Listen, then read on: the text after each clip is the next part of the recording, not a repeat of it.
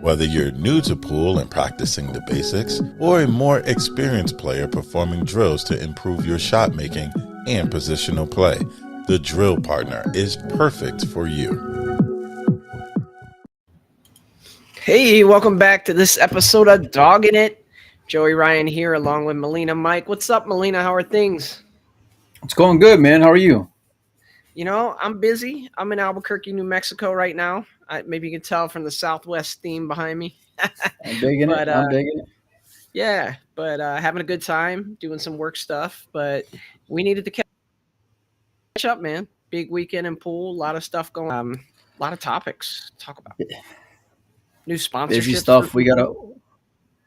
Oh, speaking of, remember that guy that we talked to the other day? Well, yeah. He gave us the green light. So we gotta announce that. We gotta game plan that, and we got a new sponsor to go unannounced. We got some big plans coming up in the next couple of weeks, and we're not at liberty to discuss them. So hear no evil, see no evil, speak no evil, that kind of deal. But yeah, we're gonna, as soon as we can announce it, we will. It's gonna be you guys are gonna really enjoy it. I can tell you that much, and that much I'm allowed to say. So, but on top of that, I'm flying out to Sacramento on Thursday, so I'm only gonna be for a couple of days. Yeah, I am. Yeah. We're gonna go. Well, look, it's been a while since we've talked to our followers, so let's turn on the chat. Let me see if I can do this now. Get the chat overlay on. I want Joey dogs it for sure. No, I got this. I want to see what people have to say. You know, so we got a couple dozen of you in here so far, guys. You know, just give us a shout out. Let us know if you can hear us and see us. Okay, Melina, why are you going out to Sacramento? What's going on out there? So John Henderson's tournament is happening this weekend, and they had a plan. They had a real cool thing, and they do have a real cool thing going where they're doing these tournaments for these legends of the area and of the room. And, you know, and so I see New Jersey pool players comments. New Jersey, he's so right. You got an announcement all the time. You do that all the time. It's fact, but we got to tease a little bit, man. It's part of the fun of it all. Yeah, so unfortunately, the tournament was announced, and it was going to be a great thing. John, if you ever been into Sacramento and you see him out there, he's just an awesome dude. He's legend. Super funny. I remember the first time meeting him, and I can hear his voice, and you know, he was like, he says my name, and I'm like, I know that voice, but I didn't recognize the face, and I said, "You're John Henderson, right?" And he said, "Yeah," and then he's talking to me about the stuff we're doing, and I'm like, "Why are you talking about me? You're a effing Hall of Fame one pocket player. You know what I mean? I want to talk about you. I want to talk, you know, about your life." And he was just such a nice guy. And unfortunately, he passed away just like, I think it was like a week or two ago. So right before his tournament. And so Oscar and Desiree called me and they said, "Hey, Collins isn't going to be able to stream the tournament because he's got his like late, what do you call it? Honeymoon, right? They're doing it later, whatever." And so it was this weekend. And so I said, "Can you come help?" And I said, "Yeah, I've never really commentated a one pocket tournament or streamed for 12, 14, 16 hours like that, sit in a chair, but why not? Let's give it a shot. We're going to have fun. And we're going to, there's the should tune in this weekend." Yeah, well, you know, listen, if anything else, it's going to be entertaining. So, I'm excited. I love watching one pocket. I love, like, one pocket is the one game where like you can walk into the table and you're immediately intrigued by just seeing what's going on, right? Who's where, who's got the advantage, who's putting pressure on the other. What would you do? What are they going to do? You know? So, and I can immediately just get, you know, swimming in that river, man. I love it. So, and Collins gave me a whole. I worked with Collins obviously during junior nationals and helped him with the stream and all that, but it's my first time like manning the ship, you know, his ship. So I'm gonna try to just do it right. And so flying out Thursday. I'm going to be out there hanging out. I'll have some 1PKT stuff there also for any of you guys in the area. So, and yeah, we're just going to honor John. I think Friday they're doing like a thing for him. So I'm looking forward to that. I want to meet the people who knew him better than I did. You know what I mean? I want to know what their personalities are like, because I'm sure that, you know, they're a reflection of him. I heard his son goes out there and plays pool. I want to meet him and talk with him. But it was, I didn't get to spend a lot of time with them. But the time I did get to spend with them was really impactful. And I'm gonna miss that guy, man. And he was just in such a great place, and was fine when I last seen him, and I always look forward to seeing him. So, but anyway, we're gonna make it fun and honor John. So, well, that's good. And you know, I never met him, but heard a lot about him over the years. And you know, it's one of these things, Mike. As we get older, it seems like more and more great players and legends are passing away, and us getting older, you know. But you know, it's kind of sad. But you know, I know they got the Amar Kang tournament coming up soon, which is another memorial. You could basically make an entire calendar out of memorial tournaments now, with so many great players passing. But yeah, it's nice why we are able to honor them through a tournament. Yeah, and that's why they wanted to do this thing for John while he was alive, you know. And like for example, they do a Jerry Johnson. If you've ever gone to Hard Times, you know who Jerry Johnson is. He's a character, you know. Like you see that guy walking, he looks like a stone cold sucker, but he'll rob you playing one pocket, and he's got the personality for days, but they do a memorial tournament for him. I mean, they do a tournament for him. He's still with us, and so I really like that aspect, and that avenue that they're taking. But this was just unfortunate, and but it's one pocket, man. So John loved one pocket, and if you walk into that room, like from the moment it opens, there's a line outside, right? But you walk into that room 10 minutes after it opens, all you see is one pocket being played in the tournament room. So it's a great place to be at, and I'm really looking forward to it. So, and then I think the Amar is end of the year, I think, right around New Year's. So I think it's right after Christmas and before New Year's. Hey, Melina, did something happen with Windows Open? Did you get shadow banned or something? Because we have 0 people watching on Windows Open right now, which is really unusual. And I did go there and see that the video is up live. What does shadow ban mean? What does that mean? I don't know. Like, did you do something wrong where nobody can see Windows Open anymore? Did the WPA file a grievance against you and get Windows Open taken off? There's 8 comments from there, it looks like. It's so weird because it's showing that there's nobody watching on Windows. Maybe Restream's just dogging it. Who knows? Yeah. But hey, lot of good pool from the weekend. Konrad Juszczyszyn takes down the Puerto Rico Open 10-ball. Kelly Fisher takes down the ladies event. And I think one of the most exciting events now for the year that everybody's loving is this World Teams event. It's a cool event. And I think a lot of people want to see more of it. And Team Germany takes that down against Chinese Taipei. Curious to get your thoughts on those 3 events. Yeah, I mean, you know, like me and Mike talked about it a little bit, and I feel like, you know, to really get engaged on it, from if you're just watching on YouTube and you're following, you know, 3 different tournaments at once, it's a bit much. But the teams won, especially like I tuned in for from top to bottom, you know, and that was something that I really wanted to check out. I love the dynamic. I love the passion for it. It's a lot of pressure, you know, because you don't want to let the other guys down on your team. And all in all, I mean, it was a fantastic event. You know, the way that they ended up winning, down from 2-0 in the final, they got away with one against Team Austria. They were just happy-go-lucky the entire time. Even when they were down, you wouldn't be able to tell by their disposition, right? Their faces, their demeanor. And so it made for a special event, you know, new world champions. And I think that term kind of gets used a little loosely, but I feel like with the caliber of field that was there, you know, world champion is certainly fitting for Team Germany for sure. Definitely. So. And a couple kind of key moments from that. One was the foul by Chang. And I know you posted something on Windows Open about people kept PMing you about it. I don't know why people PM you when there's a foul, but obviously down, he uses his cue to maneuver the cue ball, which we've all done before, usually with the bottom side of our shaft. But then he uses the tip to kind of drag the cue ball forward into position, and a foul's called immediately. And there's been a lot of controversy about that. A lot of people saying that the rule actually says you can move it with your tip, you just can't do it in a forward shooting motion. But to me, that's always a foul. I would never do that out of an abundance of caution that a foul would be called on me, right? To position the ball with the tip of my cue. Curious to get your thoughts on that.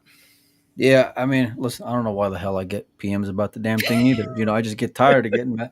Hey, what do you think about this? What do you think about that? And I'm like, and to be honest, I didn't even know because I didn't even see that part of it. I was doing something else at the time, and I was, I see it on social media feeds after the fact. But yeah, like I put there, listen, it's a knucklehead move if nothing else. Like just stay away from it. Whether I agree with the call or not, it's if that's how they interpret it, that's how we've always understood it. If you want to start, defining what a stroke motion is, spare me. I don't have any. I don't want to waste any of my life discussing what a stroke motion is ever. But if they called a foul on him, then so be it. And you should have known better. It's like I feel like that's like after there's like three rules you learn at the beginning. One, you put your cue together like this, right? Two is you put chalk on the cue. Third, don't hit the effing ball with your tip as you're moving it, because that'd be a foul. So, but I would have never, I would have never taken the foul. I would have never called a foul. You would take it in that situation.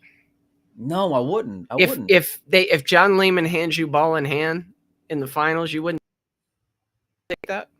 No, I wouldn't. Honestly, honestly, God, I wouldn't. I would never be in that position. Obviously, clearly, right? We all know that. But I wouldn't do that, man.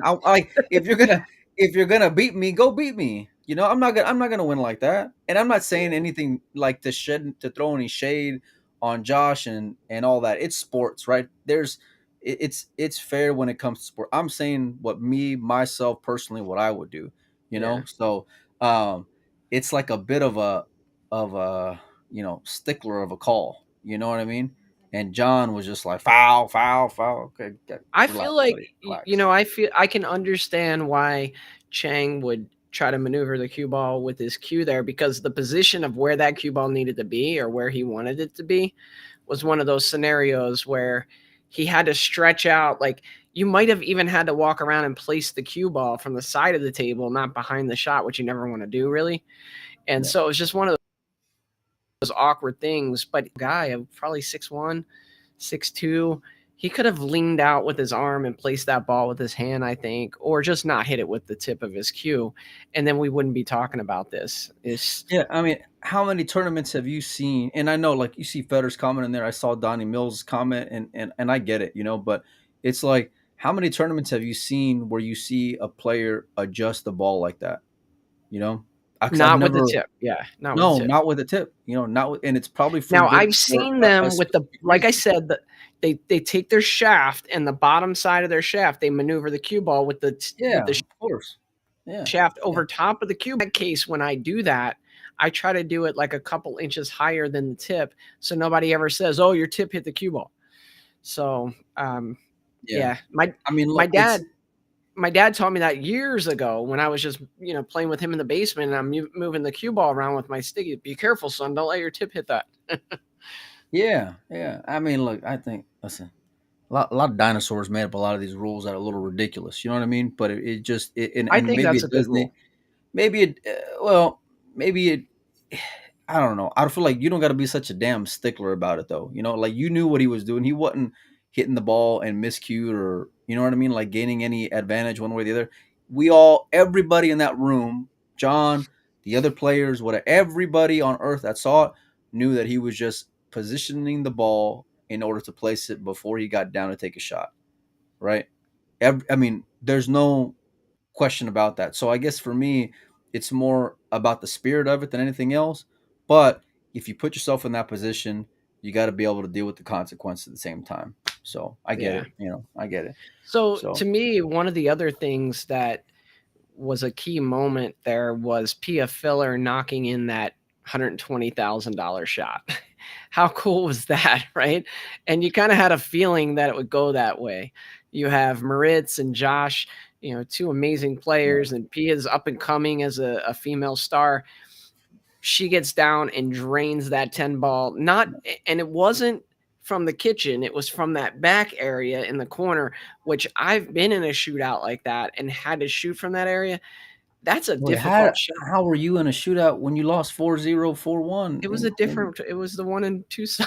some other tournament that did spot shots, right? No, I beat my boy Chris Adams in a shootout. Okay, my bad. I didn't know. No, I didn't see it. I didn't see it on AZ Billiards. My bad. When it moves back to that area further back, I mean, that's a difficult shot. And Pia steps right up, drains that shot, and that picture that was showed, that picture that was captured of Joshua grabbing her from the back, lifting her up in the air, face.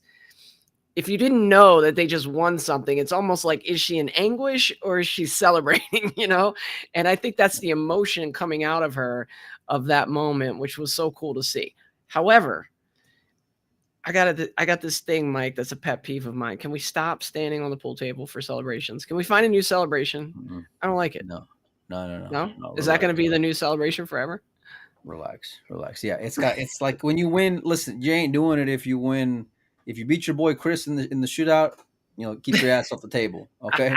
But imagine winning, I win the first round of a tournament against like a 650 Fargo, and I jump on the table, and you're like, everyone's looking at you, and you're like, well, what? I didn't know, That's hilarious. Well, listen, if you're winning a world championship or you're winning a major, by all means, go stand on the tournament, go celebrate, go have your moment. Listen, what Pia did, it was not expected. That was not who was supposed to make the ball, because she's never been in that position to stand tall like that on her own. But it was something so epically special is what it was. It gave me, like, when she made the shot, I'm like, good job, Pia. And then I see immediately the emotion, and that's the part that got me. That's the part that, like, you saw in a split second. It was captured beautifully by Predator's media team. You saw how bad she wanted it, how much that it meant to her. That's her first world title. Like, it's one thing for her to celebrate Josh and all of his success and all this and all that. Look, for whatever happened, like if she loses a match, and she did in that final and all this, right?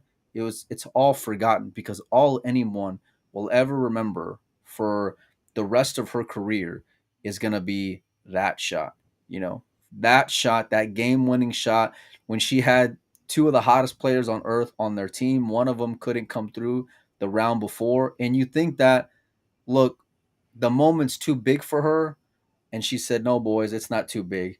She got down there. She drilled it. You got three monsters sitting there that are just waiting to pounce, that hope that you live up to what their expectations of you are, that you're going to dog that ball. And she said, not today. Not today. Yeah. And all the face, the anguish, the celebration, the tears, the passion, the emotion. I love every single bit of it. I do. And I love that it meant that much to her. Yeah. Me too. Except the standing on the table part. That's got to go. And Gerard brings up a good point. The household took home $80K in that match. Yeah. Because both fillers got $40K for that. That's crazy. And I'm waiting for the Rodney Morris Facebook post that now that you're a world champion, you must flip the coin. Come get a mansion. Yeah, right. Yeah. Hey, listen, she might snap call. She may not need a steak course, now. No, but kudos to her. I mean, it was the way that when I'm watching them against Austria and they're down and they're still smiling, the way that they just carried themselves, everything led for them to be able to do that. And I've always said before, I thought Josh was a front runner. I said that for like at least a couple of years, and I said, in this past year that I feel like it shifted completely, where he can play from behind, but it's different when you're playing from behind in a short race like that, and it's even more different when you don't have two other Josh Fillers there sit next to you, right? Like, don't get me wrong, Moritz is a hot player, but he's not a machine like Federer is. He's not a machine like Josh is. He's not a machine like these guys, right? He showed in that spot shot before that he's got some human in him, where these other guys are just cold blooded. And Pia showed that in that moment, there is no moment that's too big for her, And so I want to, like, now I want to watch even more the next women's event that she's in, right? I want to watch even more and see how it's going to catapult her, because like Raymond says in the chat, how she's been playing strong lately. If the dam bursts plus you've been on the uptick, it's wide open now, Joe. Yeah. It's completely wide open. This is going to be big for her in her career. Definitely. I think this is going to be a key moment we're going to look back on when winning a world championship is going to be big for her career. Is that what you're saying? Yeah, I think so. I love stating the obvious. So I want to talk to you about, I know you and Pinoza probably talked about this, but Conrad beating Roland Garcia in the finals of the men's event. Conrad is one of those players that has been on the cusp and hasn't really broken through these big events where he's been deep in them. But you've seen some of the other Polish players step up and win, like Wojciech won the World 10 Ball, and Victor's won a few of these Predator events now. But Conrad, is this the biggest win Conrad's ever had? Yeah, I believe so. It's got to be. I believe so. Yeah. I mean, I don't know what his Euro Tour accomplishments are, but by far the biggest victory of his career for sure. So it just further solidifies what we think about the depth of the red and the white. Right, that whole team is just outstanding, and we wouldn't be surprised if Maciel wins the next one, and then if Fortuński comes back and wins another one, this year, we wouldn't be surprised by any of it, right? If Victor continues on the path that we think he's on, right, and being in that elite, like Mosconi style player, it's unreal, but specifically in regards to Conrad, I don't think anybody expected him to beat whoever it was. I don't think he beat Yap, and then Roland beat Filler. Nobody would have picked.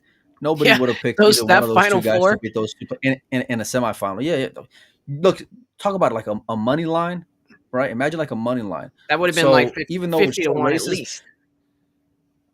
Oh, for like a parlay for sure, but no, I mean, like, just if you think, on a parlay, yeah, but if you think about like just individually what that money line was, I mean, damn, you're talking about like maybe a 350 at least, to go and that they were underdogs. So it's remarkable. It's great that he was able to not just take that win from Yap and not come up short against Roland, to win the way that he did was awesome. Conrad's a great guy. He's always smiling, super, super nice guy. I'm happy for him for sure, especially all the bullshit the Polish players have had to deal with over the last like 3 months. Them in particular, I'm more happy about, because they all love playing pool. They compete at an extremely high level, right? We wouldn't be surprised if any of them won more majors this upcoming year. And look, to end the year like this, and he wasn't even on the Polish team. Like, he wasn't even on, Team Poland to go play in the World Game. So he was just out there just knowing that he only had one barrel, and that one barrel, he went to the finals. Yeah, who was Team Poland? Let me see. I don't recall. It was it's Maciel, Victor, okay, Wojciech, Olivia, and Wojciech. Olivia. Yeah. Huh. Yeah, and I saw Misko had an interesting post about that. Fortuński kind of being left off of that, even though in terms of like European points rankings, he's higher than. Did you catch that post? I did. Yeah. I mean, I think if you look at it, if these players are going to be forced to play WPA events, which it looks like they are, but then within their own ranks, if people are selected with lower points than who play in world teams and things like that, that's just going to cause even more bitterness, don't you think?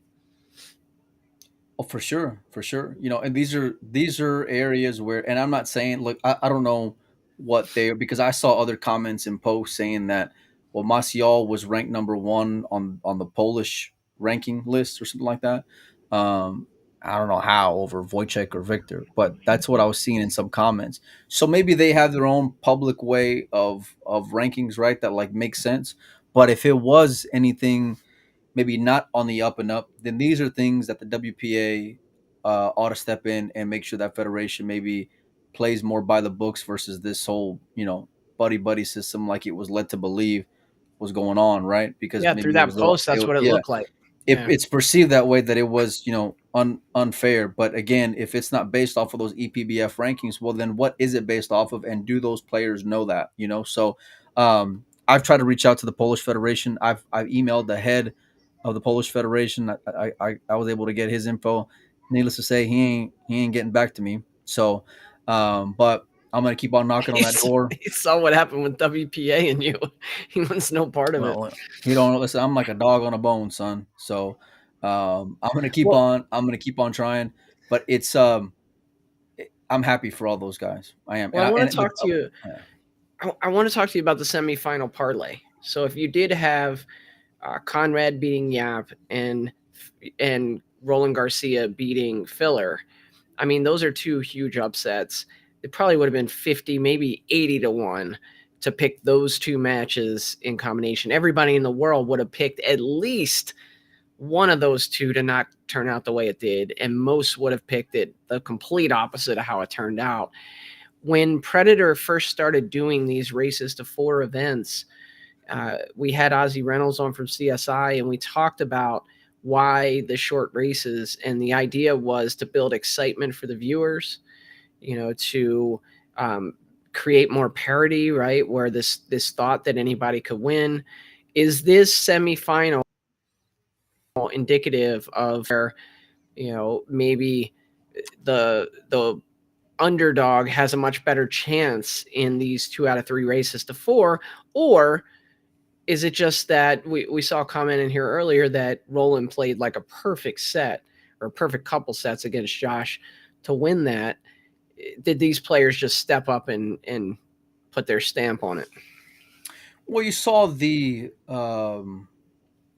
commercial that I kind of joked around about this past weekend, and it was played over and over again, and they really propped their feet on a comment that Federer had, that they included in there, and that was, in this format, the better player always wins, which it seemed a little thirsty from Predator. It seemed like they're trying to, you see, Federer says it, that's the vibe that I get from it, right? So look, if you got to tell people, then that's all that needs to be said, right? At least for me. But I don't know. I think that it's obvious the players aren't in love with it. But from a fan standpoint, I enjoy it. I enjoy the moving part of it.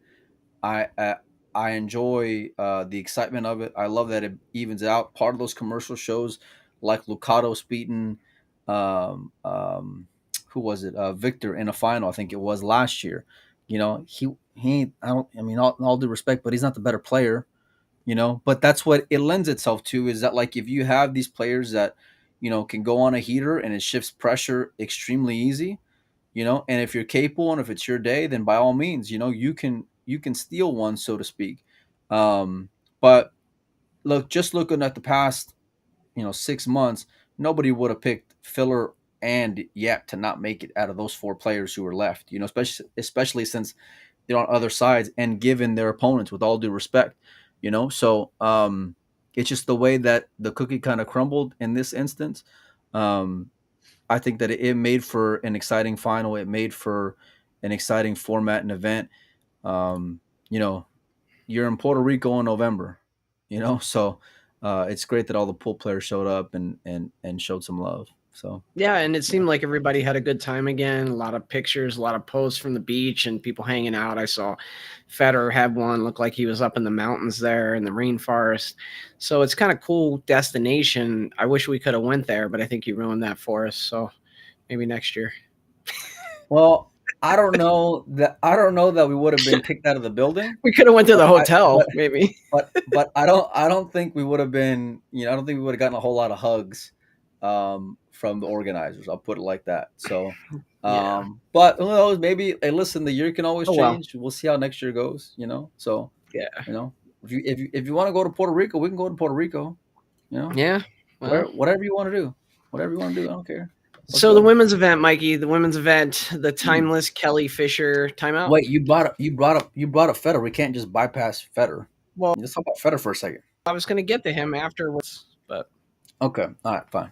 Let's go to the women's event, and then we'll go on to Federer's big announcement. So the timeless Kelly Fisher does it again. She wins 2-0 in the final, 2-0 over Weiwei. How long is Kelly top level pool like this? It's unbelievable, isn't it? I mean, I've been watching Kelly Fisher win world titles for well over 10 years. You think about if you think about like the men's division, right? You think about how much things have shifted, how young it is, but then you still have these guys who are still, they're still knocking on the door, right? Shane's at 40 and he's still very much a threat in all these events. But in the grand scheme of things, it's very much a young man's game, Yeah. And there's these young, talented European women who I feel like, and the Asian players who are capable of knocking them off, but they just got heart, man. Like the Fishers, Kelly, Allison, they got intangibles, because logically it doesn't make sense that like you got these girls who, half your age, and it's a sport, right? So you think the younger player is supposed to win more often than not, and they're just defying the odds. Yeah. I saw Kelly's match against Olivia. Look, she got away with one there. I mean, she got gifted the ultimate gift, because Olivia had her done, cooked, go hang out on the beach. She was already ordering drinks, son. She dogged, I think, 2 10 balls in order to close out Kelly. Heartbreaking. Heartbreaking, because she had her. Completely had her. But Kelly got that one. I think she had 2 other shootouts in order to win, and then in the finals, Kelly just does what Kelly always does, man. You know what I mean? Like, how you can't explain it. It doesn't make sense, except for the fact that she's the epitome of what a champion is. It's just in her makeup. So yeah, no, I mean, congratulations to Kelly Fisher. Also, congratulations to Weiwei. She played really well again. When you look at the quality of players that she beat, Filler, Sarah Rocha, Rubelin, Jasmine Ocean, before coming up short to Kelly Fisher. So she put in a great tournament as well. And it's cool. Panozzo said it when I was watching you guys the other day. It's always cool when the men and women are competing at the same venue at about the same time, right? And you can see them all in there together. You can watch a men's match, watch a women's match. We got that same feeling out in Vegas when you're sitting there and you're sweating the men playing on one table, and then you go over to the other side and the women are playing. You get to see like the best of men's and women's pool all together at one event. So it's really cool. And, Predator, I think, did a great job putting this on, the world teams, the men's and the women's. So kudos to them. Now, let's talk about April. That's a good comment to mention for a minute. Put some spec on her name. Yeah, that's true. Like, April stood pretty tall in that event. By all accounts, I believe, what was it? The first 2 victories that the U.S. had, I think April played really well in those. And, a lot of people before the event, there were some comments online. And this is one thing I love about April. I don't know her that well. We've interviewed her before. Met her. I played her one time. And somebody had this comment like, oh, why would we take April? We needed to have a stronger player. And April replies and says, hey, I'm going to do my best out there for us. I'm like, what a classy person April Larson is. So I just love to see any time that she has success, and she held her own out there. So I was pretty happy for her and happy for Team USA. Obviously they didn't get as far as they wanted to, but they had some big wins early on in the event.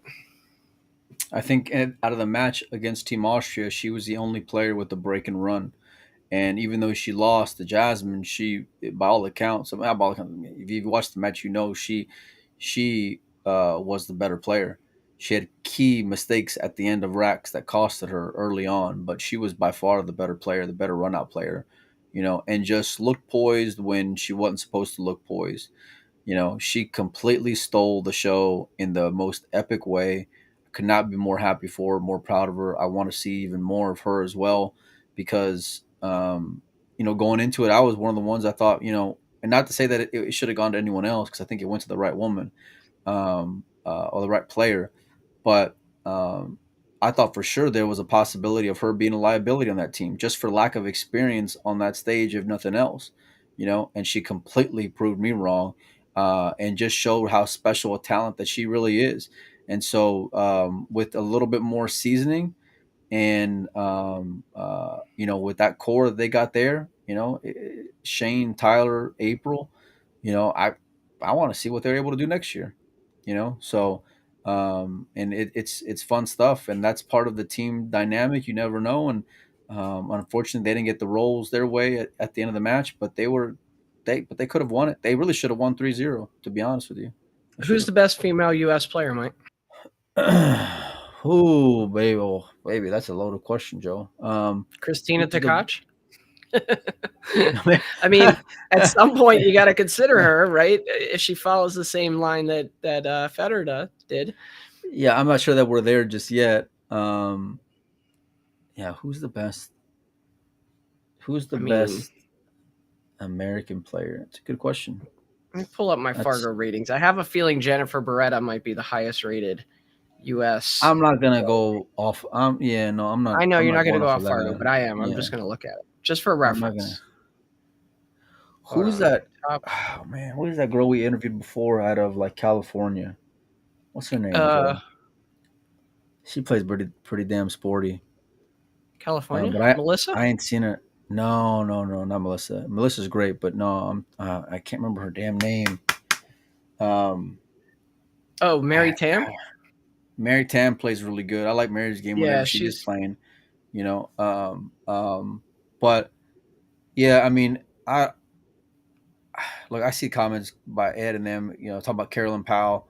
Look, I think for me, and it'd be a short list, and with all due respect, you're going to go with a junior player with upside, right? It would not be any of those people they're mentioning in there, and I mean that. Listen, I've seen Savannah beat Carolyn Powell in a Predator shoot. I'm not saying that she's going to win every single race from here through eternity, but I'm not going to buy that today. I don't think, I think that it's very much. I think it's very much on the younger side, is what I would say. I would pick. Here's something to consider. Okay, here's something to consider. So the top-rated U.S. player by Fargo rate is Jennifer Beretta at a 681, right? As you look down the list, there's some other names. April Larson's a 660, Monica Webb's a 670, Brianna Miller 672. When you get down there to number 8, that's one that I find interesting. Kaylee McIntosh at a 650 already. She plays great. Right? She plays great, and she's young player. Yeah, out of Florida, right? You got to look at the ceiling, right, and the upside. And so, we know. Think about how much of those Fargo rates got dust on them too, Joe. You know what I mean? Because we see that with a lot of American male players too, where they're, they got this high Fargo rate, and you're like, that motherfucker ain't played pool in 5 years. How is he? How is he there? So. What I would like to see, maybe we can get the guys at Fargo to help us out with this. Show me what they've been playing at for the last, let's say, 18 months. Yeah. Somewhere in that range. Show me what they've been playing at, and I guarantee you that list you got there is gonna shift. Pretty drastic. I'm with you. So I'm with you. But the reason I brought up Kaylee is because when you look at the Savannahs and the Sophias, we know they're up and coming. They're going to be great players, and they're going to be in a conversation for a long time, but they're a lot lower ranked. Kaylee's a killer right now. Kaylee is Kaylee's got 650 Fargo. Yeah.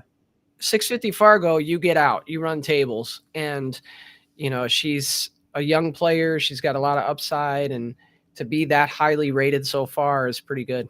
1,300 games in the system too. It's not like it's an aberration with 200 games. And if you just see her play, she doesn't necessarily have the marquee kind of name like some of these other ladies do, or have the social media presence like some of these other ladies do.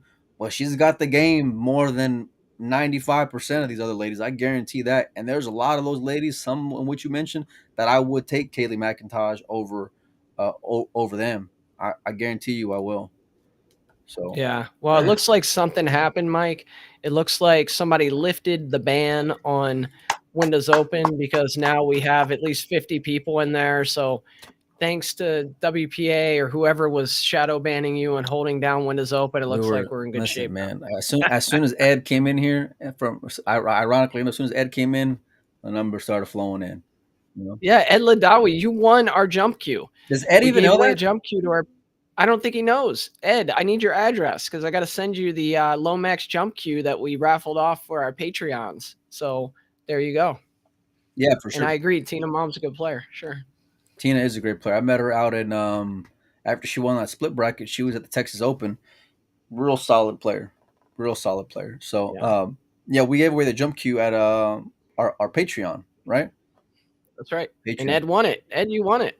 By the way, hopefully it helps your game. That announcement that I can't announce, we're gonna have some stuff to give away through our Patreons too. It's gonna be some pretty cool stuff. As a matter of fact, I just got them any of the day. So yesterday. So Melina, we talked about Fedor Gorst. He was in here earlier. Everybody was waiting for the announcement about his sponsorship after leaving QTech. Where's he going to go? And I love the post that you put up. It's like, congrats to Viking, Valhalla, 60, Rack Group, next door neighbor's cousin, QCO, White, Cyberts. Great. How many? Come on, keep on coming. Because I'm reading that press release. Hey, we thought we had branding issues with That's exactly what I said, Joe. That so it's funny. So a certain person who I'm not gonna name, maybe they watch the show, maybe they don't. They do follow Windows Open because after I made that post, I get a message from said individual who you know who I'm talking about. Don't say his name, but you know who I'm talking about. He's like, everyone's a critic, huh? And I said, hey, man, you know what? And that's the exact same line that I used, Joe. I said, listen, man, I saw the press release. I thought we had branding problems. Little did I know. You guys took the cake. I mean, Jesus, Joe, that was a lot of names in there. So, but I think what we've been able to discern is a Viking butt with a white carbon shaft for Fedor. That's what he's going to be playing with coming up. It's an interesting combination, and you get the feeling that there's more to this than just, hey, use our cues, we'll pay you some money. It seems like Fedor is going to have creative rights to be able to help design and give feedback and kind of really be a part of these brands going forward. It sounds like it's a cool thing, and it would have to be, right? Because we know that the QTech brand took care of him. You saw when he left QTech, the press release from QTech, like wishing him well. Right. And so this had to be a great offer for Fedor. And we should even have him come on and talk about it at some point. I texted Fedor. I told his ass to come on here on Monday, but he was still in Puerto Rico. So we'll get him on. We'll get him on soon. But you got that feeling too, right? This is just not, hey, use our cues and we'll pay you. It's more than that. I look at this. He's in there saying American made. So the fact that Fedor's in here, I'm gonna watch what I say just a little bit. No, listen. I think that it made sense for Fedor, and for however you want to slice it, whatever way you want to go and take it, it made sense for him. You get it while it's hot. I'm not going to hate on anyone for going out there and helping their bottom line, helping his pocket. And if they support him, whether it's giving him, X, Y, and Z, or, considering how many companies were involved, A, B, C, D, E, F, G, so, and whoever else was named on that press release for sponsoring Fedor. That's the way you worded it. Hashtag teamwork. I mean, man, I couldn't believe what's it. Fedor going to say now? Fedor, what are you going to say when somebody says who you're sponsored by? Are you going to rattle off all jokes aside, it was like, so Viking, White Carbon, they named 60, they named the Rat Group, this guy who works for Seabirds. Like anybody, Valhalla, let's just throw them on there. Like anybody and everybody that we're associated with, or maybe we went to their quinceañera one day, or we went to, a third grade graduation, whoever we are involved with, one way or the other, we're throwing them in there too, because we're all in it together. I mean, I could not believe it. It looks, it was Federer. Right. Federer got a good slice. On a serious note. Okay. Does this put extra pressure on Federer leading up to $1,000,000%? Look, let me tell you something. If you want to talk about the brass tacks of it, okay, here's the deal. When you sign a player, right, what do you say, Joe? When you sign a player, you say, you know what, that guy's got upside, right? He can go get you. He can go get you a world championship. He can go get you master table. He can go get you, the U.S. Open. He can go get you all of these things, right?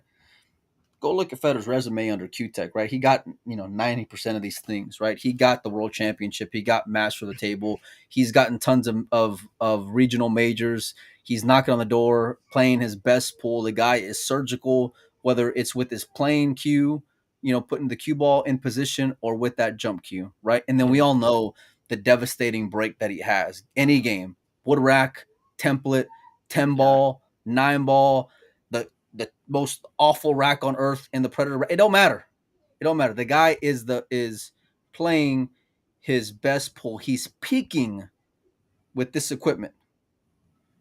And then it's November 14th. So we're less than 30 days away from playing the Mosconi Cup, and you're making an equipment change.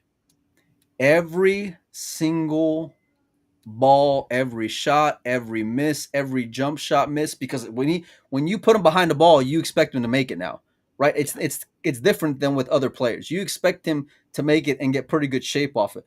Every single aspect of his game is going to be under a microscope. Every part of it, And so for me, if read that list off to me again, Valhalla, Viking, Valhalla, triple 60 rack group, triple 60, my next door neighbor's cousin. If whoever else was there, if I'm any of them, right, it's a lot of pressure, because every miss is going to be like, it's the equipment. Every poor positional play is he ain't comfortable with his equipment, So these are the kinds of arguments that are going to be had, especially in the Mosconi Cup, right? It's Monday morning quarterback under the biggest microscope in the sport, Joe, on the biggest of stages, Yeah. So it comes with it, man, and it's going to be, and if you have loud, obnoxious, drunk Europeans, right, maybe some questions within your game, if you start to rattle a little bit and leave some balls up, right? I mean, the slope can get pretty slippery pretty fast. And obviously we're not going to be rooting for that, but that's just the reality of it. And you would make the argument for any player, because how many times we did it with Josh in the Revo? We did it with Josh in the Revo. It took him 6 months to get it took him one failed Revo attempt, went back to wood, got forced back into playing Revo by the powers that be at Predator. Presumably. Right? Yeah. Well, I mean, look, how high can we bet? All right. How high can we bet is what I'll say. Then it took him like another maybe 3 to 6 months to get comfortable with it. Okay. Look at Jason after he left Mucci. When Jason played with Mucci cues, people forget. Jason was a monster. Jason was winning everything on earth. Jason was winning every single thing on earth. Switched to Perry. It took him, a few years to get comfortable playing with his equipment? I mean... Well, here's the thing. You have to assume, you mentioned it's November 14th. Mosconi's coming in a few weeks. You have to think Federer's been playing with this equipment, behind closed doors for a little while longer, right? For at least the last 30 or so days. Whether he can admit that or not, I'm sure he has. Yes, he's going to be under the microscope. The timing of this is kind of questionable, but Valhalla, Viking, triple 60, rack group, they're rolling the dice here. Because if he turns out to be Mosconi Cup MVP and plays outside of this world, Federer's level, then they're going to sell a lot of cues. They're going to sell a lot of shots. I'm not going to say a whole lot They're of going stuff. to anyway, but they're going to sell a lot. Yeah, but there's a lot of assumptions around here. I say a lot. What I know a lot more than things that I say, and I don't assume a lot of the shit that I put out there is what I'll put at. So you can assume all the things you like. What's really happening is a little bit different story, is what I'll say. Okay, so, with all due respect, when was the last time that Viking cues were relevant? Fuck, I don't know, Joe. When you I mean, I remember, like when I was younger and just starting, like, should I get a cue? Maybe somebody recommended a Viking cue back in the year 2000 or something. But yeah, I mean, they're not really in the conversation for any cues that people are looking to use now, but they will be.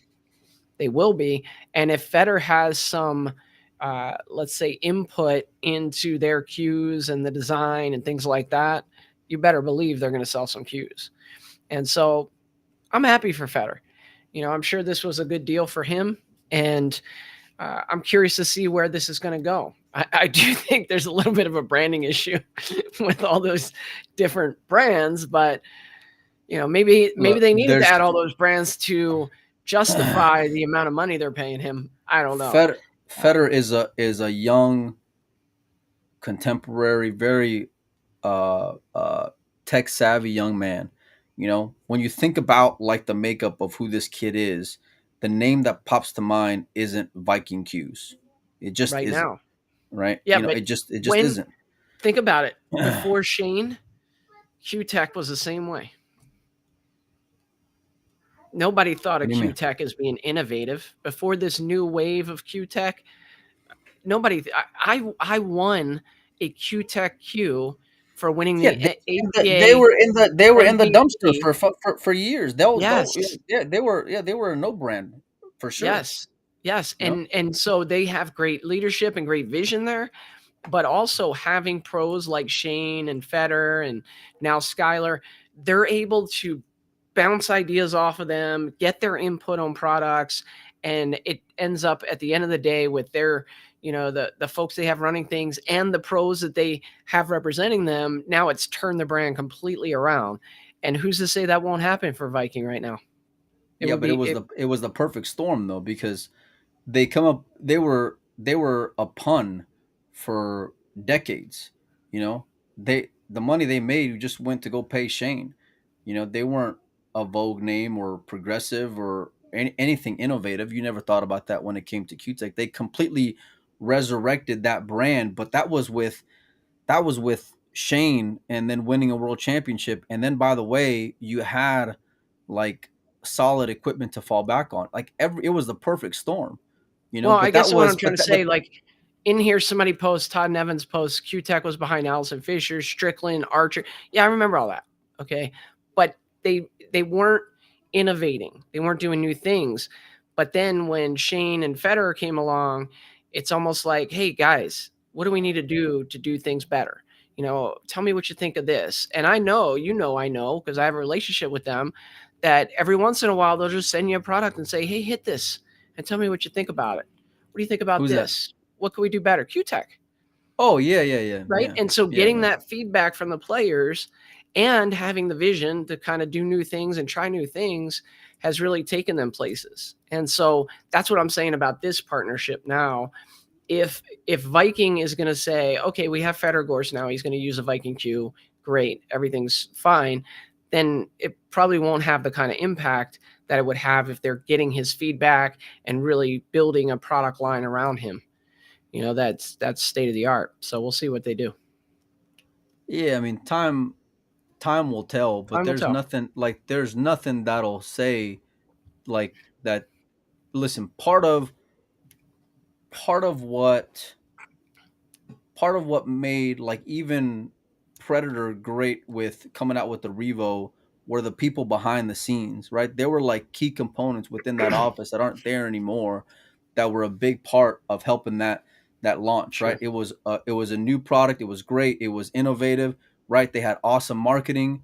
But behind that, you see that comment down here? You want to talk about some real talk? See, this is this is real deal talk. This isn't like assumptions or, oh, he's gonna do this because he's this. No, that's fact, son. That's proven fact. If you think about You probably wouldn't want us if saying that. He's a pretty modest guy, but he yeah, is a you're modest right. guy. Listen, if you think about the Predator heyday of all of the, if you think about all of these lines of cues that came out that were just mind blowing in their day, when it comes to Predator, think about the guy who was a part of that in that office. It's that guy that David says in there, that Doc says in there, right? Yeah. You know where he's at right now? Q-Tech. With Q-Tech, son. So it's a lot more than just having a solid product. It is a whole lot more than having a solid product, which still remains to be seen, by the way, because ain't nobody seen a Viking Q in the last 20 something years, So, but well, I want to make this point. I think for Federer, I think the playing Q top shelf pool players, I think can adjust pretty easily to a playing Q and a shaft. Some exceptions, right? If they're switching from wood to carbon or something. But for the most part, if the products are similar, I think especially a player of Federer's capacity is going to adjust to that playing cue really well. My question is what the jump cue and what the break cue are going to do for him. Because he had that jump cue, he had that propel, where he could get over anything, he could make any ball. It was almost like shooting a straight in hanger for the rest of us. So to me, I'm going to be really curious to see if this has any impact on his jumping, any impact on his break, because right. I think in terms of putting balls in a pocket, Federer Gorse is never going to have a problem with that. It's going to take a little adjustment. He's going to have a little period of time where he's getting used to it. But I want to see how he jumps the ball, and I want to see how he breaks the ball with this new equipment. We've never seen.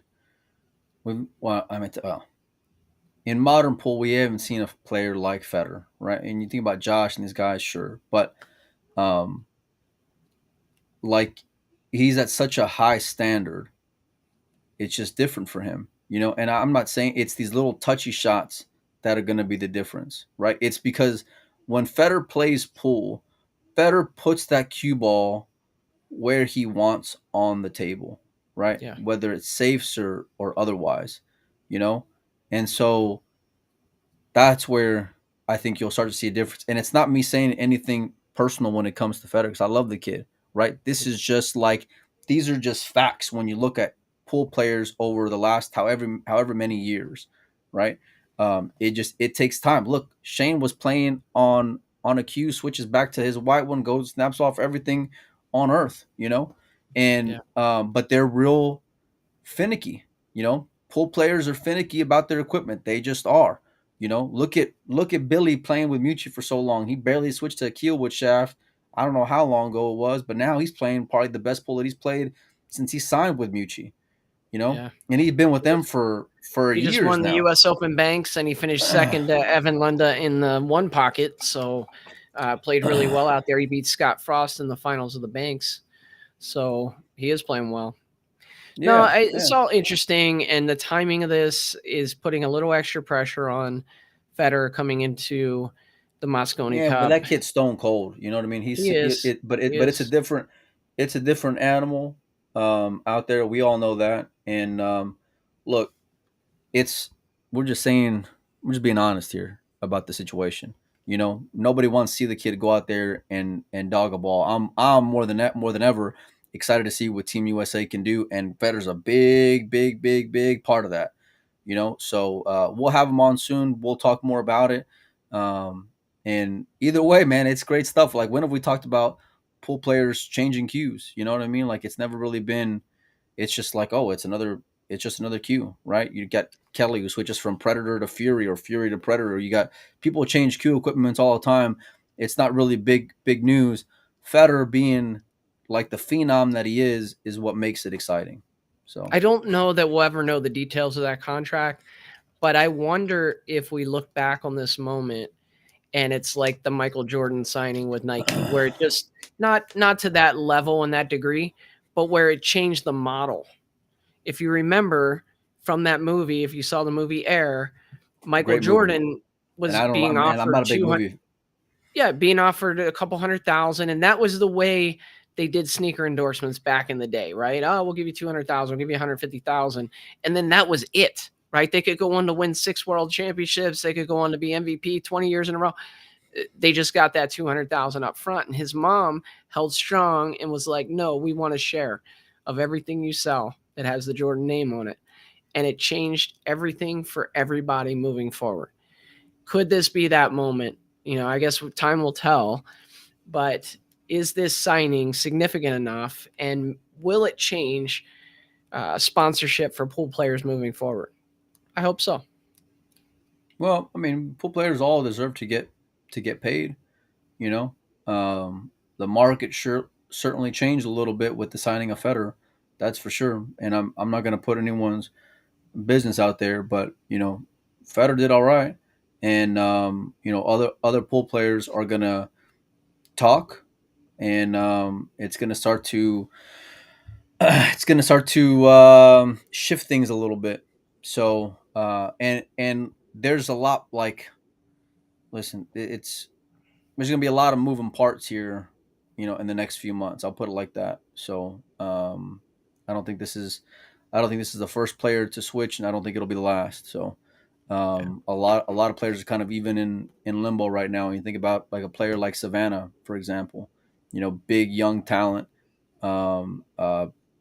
bright future, right? She's still on the market. Predator? So she's on the market. Not anymore. Not anymore. Yeah. So well, Melina, why don't you give people an idea? We've gone about an hour. We'll wrap it up, but give people an idea of what to expect this week coming out of Dogging It. Okay, so I think we're gonna do a breakdown show of all 10 players. I think that's me and Mike, maybe Joey. Might try to get Carl on for that. I'm not sure yet, but for sure, me and Mike. And then I think we're gonna try to coordinate. You know what? If you're gonna get Carl on, you should get Scott on too. We don't just want to hear the European point of view about all these players. What the hell does Scott know about? I mean, I know he was at the U.S. Open, but you act like he's been studying 9-ball pool players. He's part of the pundit team. Let's go.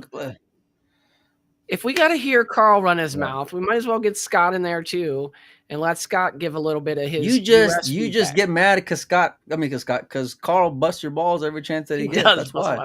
Every time. No, on top of that, so we're gonna get. Though I think it'd be fun if we had Carl in there with him. I see Rick's comment about Corey. We're still working on that. Lord help me with Corey. Corey, listen. My daughters ain't gonna be the death of me. It's gonna be trying to get Corey Durrell on a podcast. You got a better chance. I'm sure Corey's gonna be out there. I would suspect he'll be out there in Sacramento this weekend. He lives in San Francisco. You could probably pin him down in person. Bring those little mics. Oh, if he's there, I'll talk to him for sure. Yeah. I don't know if he's going to be there or not, but if he's there, for sure. We're going to have Trujillo on from Fort Worth Billiards and Jeremy Jones on, talk about the big charity event that they're having out there at Fort Worth Billiards at the end of the month, and with Team USA. Pretty solid deal. By the way, Oscar in the chat, if you see his comment, he's exactly right. I don't want to say it, but I'm glad somebody else said it, because that's how Navy Corey is. So,